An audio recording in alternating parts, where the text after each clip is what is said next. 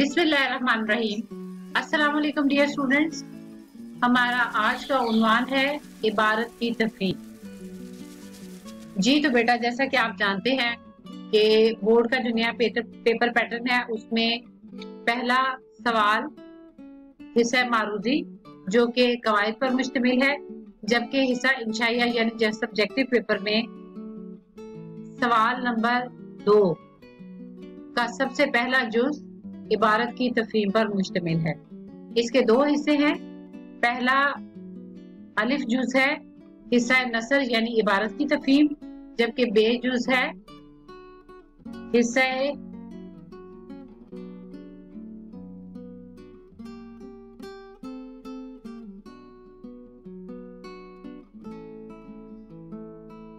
जिसका पहला जुज है अलिफ हिस्सा नसर यानी इबारत की तफहीम। सवाल दर्ज झैल इबारत को गौर से पढ़ें और नीचे दिए गए सवालात में से 8 के जवाबात अपने अल्फाज में लिखें। ये इस तरह से आपको एक पैराग्राफ दिया जाएगा और उस पैराग्राफ में से आपको 9 सवालात दिए जाएंगे, जिसमें से आपको 8 सवालात के जवाबात देने हैं। इसी तरह से बेजुज जो है वो हिस्सा शेर यानी आपको चंद अशार दिए जाएंगे, 5 अशार दिए जाएंगे जो कि नज़्म और गजल में से लिए जाएंगे और आपको 6 सवालात दिए जाएंगे। आपको कोई से 5 सवालात के जवाब देने हैं। लिहाजा अब हम आते हैं आज के उन्वान की तरफ यानी इबारत की तफहीम।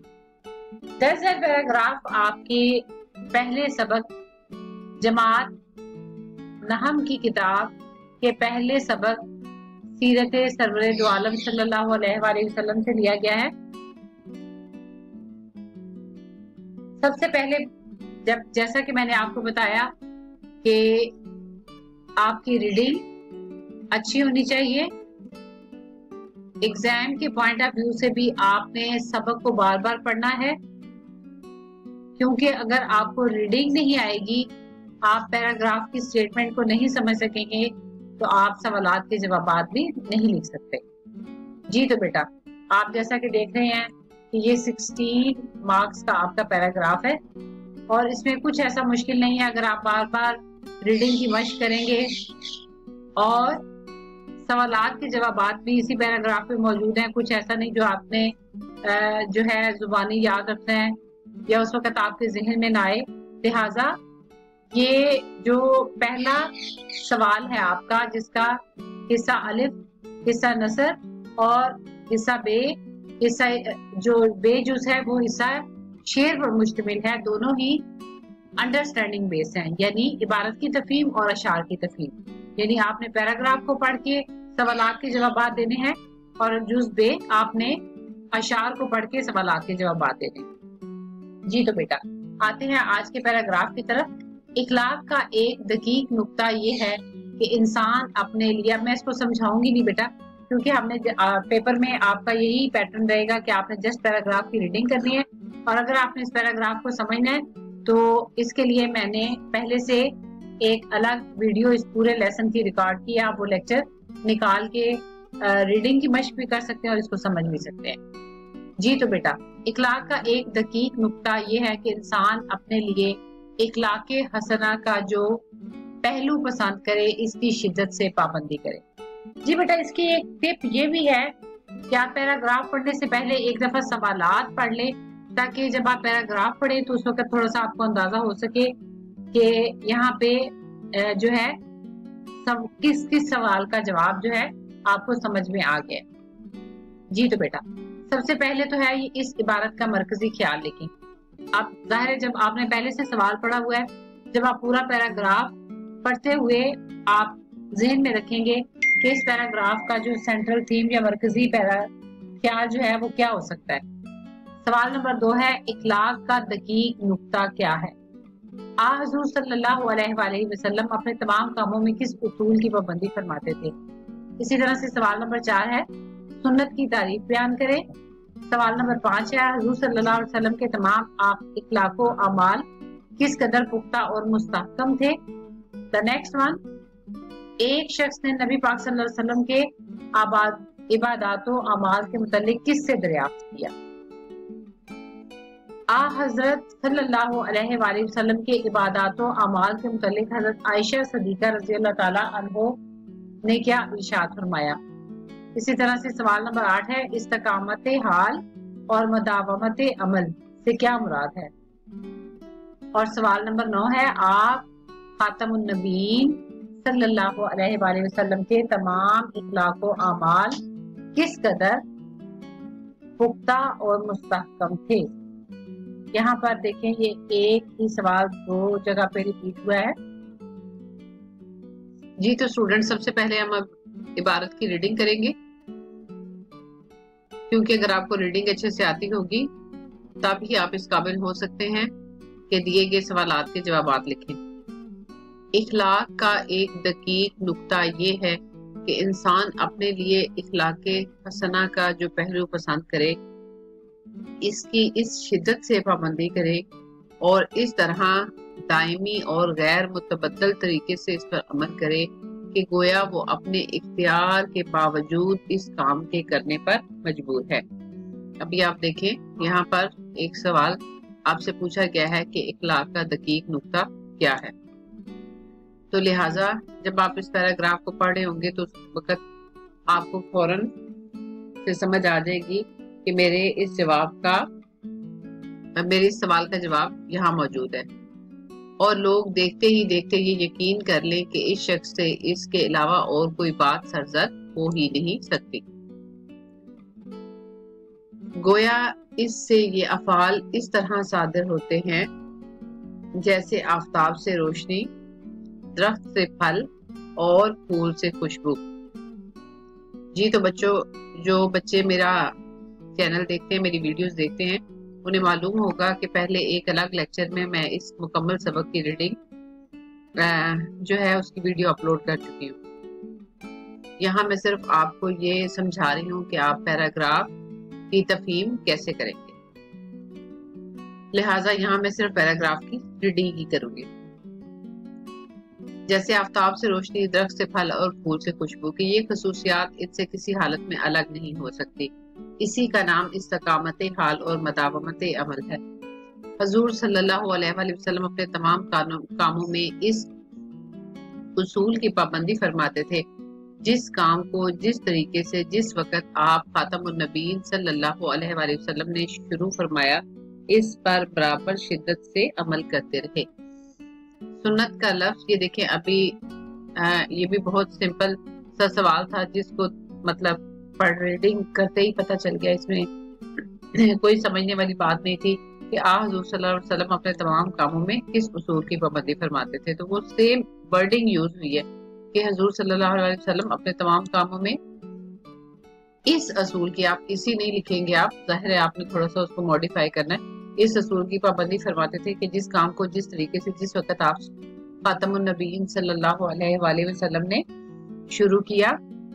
शुरू फरमाया, इस पर बराबर शिद्दत के साथ कायम रहते। तो इसमें भी कोई ऐसी सोचने की बात नहीं है और गलती का इम्कान नहीं है। उसके बाद यहाँ से हमारी रीडिंग शुरू होती है कि सुन्नत का लफ्ज हमारी शरीयत में इसी उसूल से पैदा हुआ है। सुन्नत वो फेल है। अब देखिए, जब हमने सवालात की रीडिंग की थी तो उसमें एक सवाल था सुन्नत की तारीफ बयान करें। तो यहाँ देखें कितने बिल्कुल डायरेक्ट आंसर लिखा हुआ है कि सुन्नत वो फेल है जिस पर हजरत खातमुन नबीन सल्लल्लाहु अलैहि वसल्लम ने हमेशा मदावमत फरमाई और बगैर किसी कभी माने के कभी इसको तर्क नहीं फरमाया। यहाँ तक इसका जवाब है। तो देखिए बेटा, इसमें बिल्कुल किसी किस्म का कुछ ऐसा नहीं है, बल्कि इसमें थोड़ा सा आप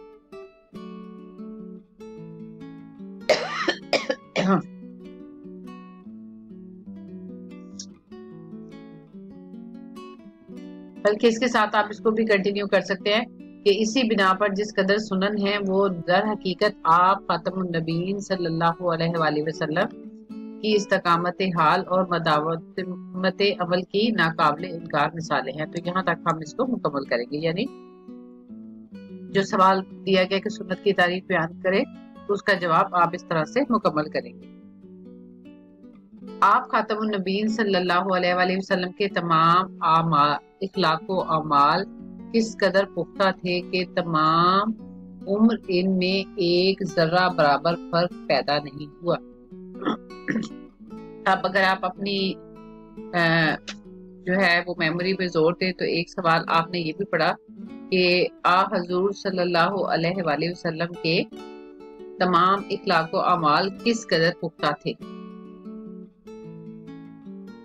एक दफा एक शख्स ने हजूर सल्लल्लाहु अलैहि वसल्लम के इबादत व अमाल के मुतालिक हजरत आयशा सदीका रजी अल्लाह ताला अन्हा से दरियाफ्त फरमाया, क्या आप खातमुन नबीय्यीन सल्लल्लाहु अलैहि वसल्लम किसी खास दिन ये करते थे? तो उन्होंने जवाब दिया, ला काना अमलहु दैमा। आप खातमुन नबीय्यीन सल्लल्लाहु अलैहि वसल्लम का अमल झड़ी होता था, यानी जिस तरह बादल की झड़ी बरसने पर आती है तो नहीं रुकती, इसी तरह आप खातमुन नबीय्यीन सल्लल्लाहु अलैहि वसल्लम का हाल था कि जो बात आप सल्लल्लाहु अलैहि वसल्लम ने इख्तियार की हमेशा इसकी पाबंदी की। जी तो बेटा, अब हम वन बाय वन सवालात के जवाबात की तरफ आएंगे। तो पहला सवाल है, इस इबारत का मरकजी ख्याल लिखिए। ये सवाल वो है जिसको आपने खुद से हैंडल करना है। मरकजी ख्याल क्या होता है? जैसे कि आप इंग्लिश में सेंट्रल थीम लिखते हैं किसी भी पोएम का या किसी पैराग्राफ का, तो उसे आप इस तरह से लिखते हैं कि उस पैराग्राफ में मौजूद तमाम बातों का निचोड़ जिसको कहते हैं उसको सम अप करके लिखना मुख्तसर शक्ल में, कि आपने क्योंकि आपसे इस सबक के बारे में नहीं पूछा जा रहा, इस इबारत का मरकजी ख्याल लिखें, यानी आपने इस इबारत से, इस पैराग्राफ से क्या सीखा।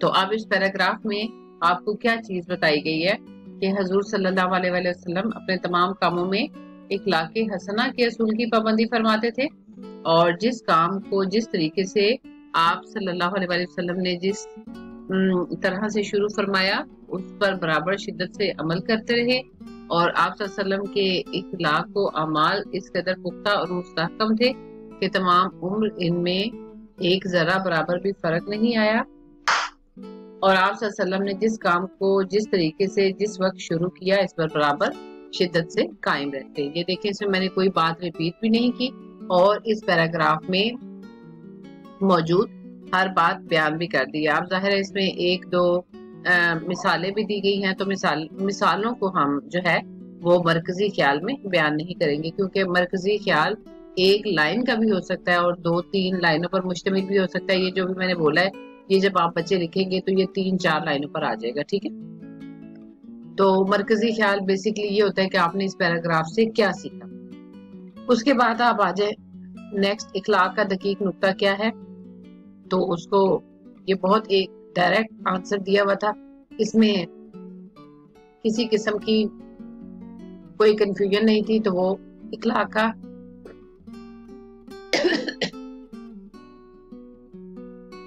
जी, तो इसका एक डायरेक्ट आंसर दिया हुआ था। मैंने बताया जैसे आपको पहले, इसमें किसी किस्म की कोई कंफ्यूजन नहीं थी कि इखलाक का एक दकीक नुक्ता यह है कि इंसान अपने लिए इखलाक हसना का जो पहलू पसंद करे इसकी शिद्दत से पाबंदी करे, और इस तरह दायमी और गैर मुतबद्दल तरीके से इस पर अमल करे कि गोया वो अपने इख्तियार के बावजूद इस काम के करने पर मजबूर है, और लोग देखते ही देखते ये यकीन कर ले कि शख्स से इसके अलावा कोई बात सरजद नहीं हो सकती। और फिर हुजूर सल्लल्लाहु अलैहि वसल्लम ने अपने तमाम कामों में किस असूल की पाबंदी फरमाते थे? ये भी बहुत आसान, बिल्कुल ऐसा नहीं है कि दिमाग पर जोर देना पड़े और बार बार आपको पैराग्राफ पढ़ना पड़े। तो हुजूर सल्लल्लाहु अलैहि वसल्लम हम अपने तमाम कामों में इस उसूल की पाबंदी फरमाते थे कि जिस काम को जिस तरीके से करते थे, यानी अपने तमाम कामों में इखलाके हसना के असूल की पाबंदी फरमाते थे। ये भी आप लिख सकते हैं, ठीक है। और ये भी लिख सकते हैं कि मतावमत अमल और इस्तिकामत हाल के उसूल की पाबंदी फरमाते थे, क्योंकि आगे क्या है कि जिस काम को जिस तरीके से जिस वक्त आप सल्लल्लाहु अलैहि वसल्लम ने शुरू फरमाया इस पर बराबर शिद्दत के साथ कायम रहते थे। इस पैराग्राफ में किस बात का जिक्र हुआ, आप ये भी तो देखें, इसमें इखलाके हसना और इस्तिकामत हाल और मदावत अमल का जिक्र हुआ है, और आगे ये पैराग्राफ उस चीज को डिफाइन कर रहा है कि आपने जिस वक्त जो काम शुरू किया इस पर बराबर शिद्दत के साथ कायम रहते।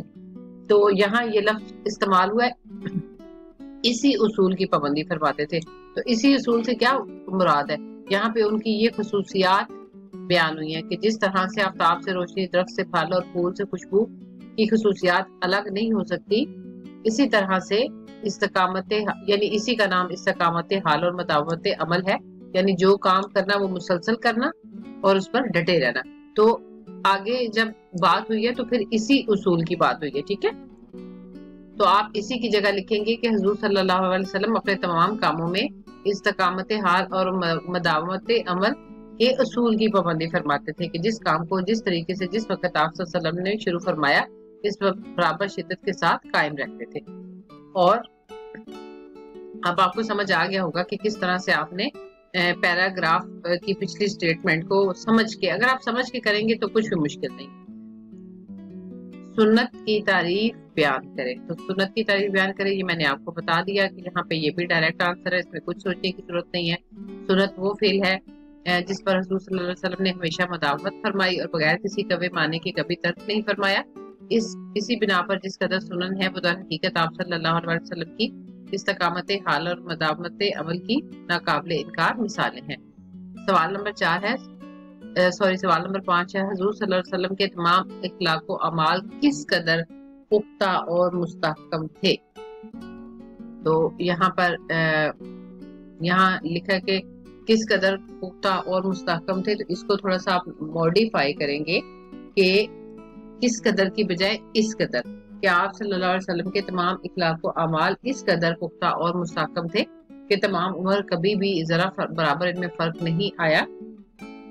اور جس کام کو آپ نے آگے یہ واقعہ نہیں لکھیں گے آپ، چونکہ آپ صلی اللہ علیہ وسلم کے اخلاق و اعمال کی پختگی اور ان کے مستحکم ہونے کے بارے میں لکھ رہے ہیں، اور آگے یہ لکھ رہے ہیں کہ تمام عمر ان میں ذرا برابر فرق نہیں آیا۔ یہی ایگزامینر آپ کو ڈفرینٹ طریقے سے کوشچننگ کر کے چیک کرنا چاہ رہا ہے کہ آپ نے پیراگراف کو انڈرسٹینڈ کیا ہے یا نہیں۔ تو ظاہر ہے اب آپ آگے اس کے ساتھ ایک اور لائن بھی لکھیں گے کہ کبھی تمام عمر ایک ذرا برابر فرق نہیں آیا، اور یعنی آپ نے جس کام کو جس طریقے سے جس وقت پر بھی آپ خاتم النبیین صلی اللہ علیہ وآلہ وسلم نے شروع فرمایا اس پر برابر شدت سے عمل کرتے رہے۔ حالانکہ یہ دیکھیں یہ لائن یہاں بھی لکھی ہوئی ہے، ٹھیک ہے، یہ ہم ایک اور سوال میں بھی یہ لائن لکھ چکے ہیں، ٹھیک ہے، لیکن یہاں بھی پوچھا گیا ہے کہ آپ صلی اللہ علیہ وسلم کے اخلاق و اعمال کس قدر پختہ اور مستحکم تھے۔ تو جب آپ بتا رہے ہیں کہ آپ خاتم النبیین صلی اللہ علیہ وآلہ وسلم کے تمام اخلاق و اعمال اس قدر پختہ اور مستحکم تھے، تو آگے ہم نے دلیلیں دے دی ہیں۔ تو پہلی دلیل کیا ہے کہ آگے بھی ابھی آپ نے بتایا کہ کبھی تمام عمر اس میں ذرا برابر فرق نہیں آیا، تو بیٹا اس میں جواب تو موجود نہیں ہے، اس میں تو ہم یہ بتا رہے ہیں کہ اس قدر پختہ اور مستحکم تھے کہ کبھی اس میں چینج نہیں آیا۔ تو آپ کس قدر پختہ اور مستحکم تھے اس کی بھی ہم نے دلیل دے دی ہے، جواب ابھی ادھورا ہے۔ تو وہ جواب ایسا نہیں ہو سکتا کہ آپ کو جو پیراگراف دیا ہے یہاں سے یہاں تک ایک سوال کا جواب ہے، یہاں سے یہاں تک ایک سوال کا جواب ہے۔ ایگزامینر آپ کو 2-3 سیدھے سوال دے دے گا، جیسے کہ آپ پہلے 2-3 کر چکے ہیں، اور 2-3 ایسے ہوں گے جو آپ نے تھوڑا سا حصہ یہاں پہ ہو سکتا ہے، تھوڑا یہاں ہو سکتا ہے، تھوڑا یہاں ہو سکتا ہے، تو اس کو اپنے دماغ سے حل کرنا ہے، ٹھیک ہے۔ تو اب آپ اس کی دلیل کے لیے آگے لکھیں گے کہ آپ صلی اللہ علیہ وسلم کے تمام اخلاق و اعمال اس قدر پختہ اور مستحکم تھے کہ تمام عمر کبھی ایک اس میں ذرا برابر فرق نہیں آیا۔ جس آپ صلی اللہ علیہ وسلم نے جس کام کو جس طریقے سے آپ خاتم النبیین صلی اللہ علیہ وسلم نے شروع فرمایا اس پر برابر شدت کے ساتھ قائم رہے۔ لہٰذا یہ جملہ اس جملے کو سپورٹ کرتا ہے، اور یہ والی سٹیٹمنٹ اس سٹیٹمنٹ کو سپورٹ کرتی ہے، اور اس طرح سے ایک مکمل جواب جو ہے وہ بنتا ہے۔ جی بیٹا اگلا سوال ہے آپ کا، یہ سوال ہے ایک شخص نے حضرت خاتم النبیین صلی اللہ علیہ وسلم کی عبادات و اعمال کے متعلق کس سے دریافت کیا؟ تو یہ تو بہت ہی بیٹا سمپل جو ہے وہ آنسر ہے کہ ایک شخص نے جو ہے وہ آپ صلی اللہ علیہ وآلہ وسلم کے عبادات و اعمال کے متعلق کس سے دریافت کیا تھا بیٹا؟ بتائیں، شاباش، ایک ہی لفظ اس کا جواب ہے، حضرت عائشہ صدیقہ رضی اللہ تعالیٰ عنہ سے دریافت کیا تھا۔ And the next one is حضرت خاتم النبیین صلی اللہ علیہ وسلم کے عبادات و اعمال کے متعلق حضرت عائشہ صدیقہ رضی اللہ تعالیٰ عنہ نے کیا ارشاد فرمایا؟ تو اس کا بھی بہت ایزی سا آنسر ہے کہ جیسے میں نے بتایا تھا کہ کچھ جواب تو بالکل ڈائریکٹ ہے اور ظاہر ہے مکس سوالات کے جوابات ہیں۔ تو یعنی آپ صلی اللہ علیہ وسلم کی عبادات و اعمال کے متعلق حضرت عائشہ رضی اللہ تعالیٰ عنہ نے فرمایا کہ آپ صلی اللہ علیہ وسلم کا عمل جو ہے وہ جھڑی ہوتا تھا، یعنی جس طرح بادل کی جھڑی برسنے پر آتی ہے تو نہیں رکتی، اسی طرح آپ صلی اللہ علیہ وسلم کا حال تھا کہ جو بات آپ صلی اللہ علیہ وسلم نے اختیار کی ہمیشہ اس کی پابندی کی۔ جی تو بیٹا کوشچن نمبر 8، استقامت حال اور مداومت عمل سے کیا مراد ہے؟ جیسے کہ میں نے آپ کو بتایا تھا کہ کوئی سوالات اس میں اس طرح سے دیے گئے کہ اس کے ڈائریکٹ آنسر موجود ہے۔ اب اگر جس طرح سے پیراگراف میں یہ اسٹیٹمنٹ دی ہوئی ہے کہ جیسے آفتاب سے روشنی، درخت سے پھل اور پھول سے خوشبو کی خصوصیات کی یہ خصوصیات ان سے کسی حالت الگ نہیں ہو سکتی، اسی کا نام استقامت حال اور مداومت عمل ہے۔ تو یہ تو بیٹا سیٹسفیکٹری آنسر نہیں، اس میں آنسر تو نہیں ہے، وہ تو انہوں نے مثال دے کے بتائی ہے اور آپ نے بتایا کہ اسی کا نام استقامت عمل ہے، تو اس میں تو اس کا جواب نہیں ہے، ٹھیک ہے، کیونکہ اوپر ایک پورا پیراگراف آ رہا ہے جس میں آپ کو ایک بات سمجھائی گئی ہے اور اس کے بعد پھر 2-3 مثالیں دے کے آخر میں بتایا گیا کہ اسی کا نام استقامت حال اور مداومت عمل ہے، لہٰذا اس کو آپ نے اپنے الفاظ میں لکھنا ہے، ٹھیک ہے، کہ انسان استقامت حال اور مداومت عمل سے مراد ہے کہ انسان کسی عمل یا کسی کام کی اس شدت سے پابندی کرے کہ گویا وہ اپنے اختیار کے باوجود اس کام کے کرنے پر مجبور ہو اور لوگ دیکھتے ہی دیکھتے یہ یقین کر لیں کہ اس شخص سے اس کے علاوہ کوئی اور بات سرزد ہو ہی نہیں سکتی، اور جیسے کہ آفتاب سے روشنی، درخت سے پھل اور پھول سے خوشبو جدا نہیں ہو سکتے، اسی کا نام استقامت حال اور مداومت عمل ہے، ٹھیک ہے بیٹا۔ جیسے ابھی یہ میں نے اپنے الفاظ میں اگر آپ کو بتاؤں کہ اگر کوئی شخص جو ہے وہ آپ کسی کام پر کسی کام کی کو اس طرح سے کرے یا کسی عمل کی اس شدت سے پابندی کرے کہ اپنے اختیار کے باوجود بھی اس کام سے کرنے پر مجبور ہو اور لوگ اسے دیکھتے دیکھتے یہ یقین کر لیں کہ اس شخص سے اس کے علاوہ کوئی اور بات سرزد ہو ہی نہیں سکتی، ٹھیک ہے، جیسے آفتاب سے روشنی، درخت سے پھل اور پھول سے خوشبو جدا نہیں ہو سکتے، لہٰذا اسی کا نام استقامت حال اور مداومت عمل ہے، یعنی اس سچویشن کا، اس کیفیت کا، ٹھیک ہے، اس خصوصیت کا نام، بلکہ آپ یہ کہہ سکتے ہیں کہ اس خصوصیت کا نام جو ہے وہ استقامت حال اور مداومت عمل ہے۔ اگر آپ صرف اتنا لکھیں گے کہ جیسے آفتاب سے روشنی، درخت سے پھل اور یہ، تو یہ نامکمل جواب ہوگا، ٹھیک ہے، کیونکہ ہم نے اس کو ڈیفائن کرنا ہے کہ کسی استقامت حال یعنی کسی چیز پر مستقل ڈٹے رہنا، ٹھیک ہے، دائمی اور غیر متبدل طریقے سے ہمیشہ کے لیے اور کبھی نہ تبدیل ہونے والے طریقے سے ڈٹے رہنا، اور مداومت عمل اور اس کام کو ہمیشہ، ٹھیک ہے، لہٰذا ہم نے انہوں نے سوال یہ ہے کہ استقامت حال اور مداومت عمل سے کیا مراد ہے، ٹھیک ہے، تو پھر مراد ہم نے ڈیفائن کرنا نا، کسی کام کی شدت سے پابندی کرنا، کہ گویا یہ بھی آپ لکھ سکتے ہیں کہ کسی کام کی اس طرح دائمی اور غیر متبدل طریقے سے شدت سے پابندی اور اس پر عمل کرنا کہ اپنے اختیار کے باوجود اس کام کے کرنے پر مجبور ہو اور لوگ دیکھتے ہی دیکھتے یقین کر لیں کہ اس شخص سے اس کے علاوہ کوئی اور بات سرزد ہو ہی نہیں سکتی، اور جیسے کہ جو ہے آفتاب سے روشنی، درخت سے پھل اور پھول سے خوشبو جدا نہیں ہو سکتے، اسی خصوصیت کا نام استقامت حال اور مداومت عمل ہے۔ یہ جو لاسٹ پہ آپ میں نے بولا یہ اس کا بیسٹ آنسر ہے، لہٰذا آپ کو سمجھ آ گئی ہوگی کہ آپ نے تقویم کے پیراگراف کو کیسے جو ہے وہ ٹیکل کرنا ہے، کیسے اس کو ہینڈل کرنا ہے، یہ بالکل بھی مشکل نہیں ہے، تھوڑا سا حاضر دماغی کے ساتھ جو ہے وہ اس کو سمجھنے کی ضرورت ہے، اور اس کے لیے بیسٹ طریقہ یہ ہے کہ جب آپ اپنے ٹیچر کے ساتھ نیا سیشن سٹارٹ کریں تو اس وقت جب ٹیچر آپ کو لیکچر دے غور سے ایک دو لفظوں کی جو تلفظ ہے اس کو غور سے سنیں، ہر لائن کو غور سے سمجھیں، اور اس وقت بجائے یہ کہ ٹائم پاس کرنے کے اور دماغ کو سوچنے کے کہ کب پیریڈ ختم ہوگا، بہتر ہے کہ اپنے سبق پر فوکس کریں، اور جہاں آپ کو جس لائن کی سمجھ نہیں آ رہی اپنے ٹیچر سے کویشچن کریں، جیسے کہ ابھی آپ نے دیکھا کہ یہ آپ کا لاسٹ سوال تھا کہ استقامت حال اور مداومت عمل سے کیا مراد ہے، تو اس کے میننگ آپ کو معلوم ہونے ضروری ہے، آپ کو پتا ہو جب سوال سمجھ آئے گا تو آپ کو پتا ہوگا کہ میں نے اس کے جواب کو کیسے موڈیفائی کر کے لکھنا ہے. ٹھیک ہے بیٹا.